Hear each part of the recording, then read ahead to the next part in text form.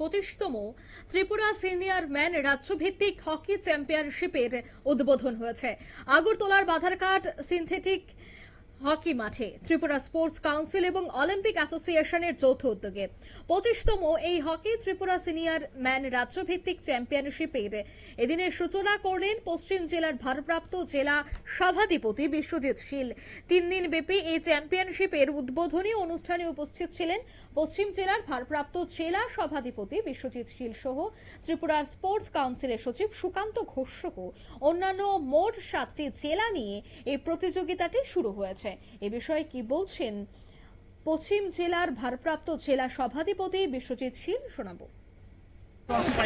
আপনারা জানেন আমাদের হকি ত্রিপুরা এবং আমাদের যে স্পোর্টসের উদ্যোগে আজকে আমাদের এই হকি মাঠে আমাদের 3 দিন ব্যাপী রাজ্যভিত্তিক আমাদের পুরুষ বিভাগের খেলা ইতিমধ্যেই শুরু হয়ে গেছে।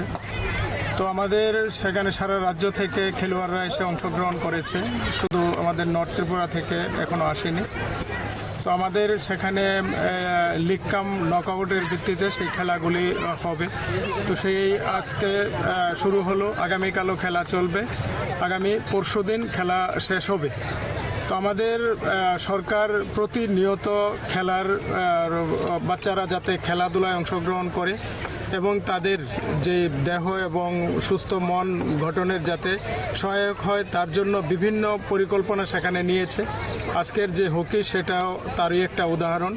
তো আপনারা শুনলেন, অর্থাৎ গোটা রাজ্য জুড়েই ক্রীড়া যজ্ঞ চলছে। গোটা রাজ্য জুড়েই ছাত্রছাত্রীদের মধ্যে, খুদেদের মধ্যে খেলার উৎসাহ বাড়ানোর চেষ্টা করা হচ্ছে। তারই একটি উদ্যোগ হচ্ছে 25তম ত্রিপুরা সিনিয়র ম্যান রাজ্যভিত্তিক হকি চ্যাম্পিয়নশিপ, যা আগরতলার বাধারঘাট সিনথেটিক হকি মাঠে অনুষ্ঠিত হচ্ছে।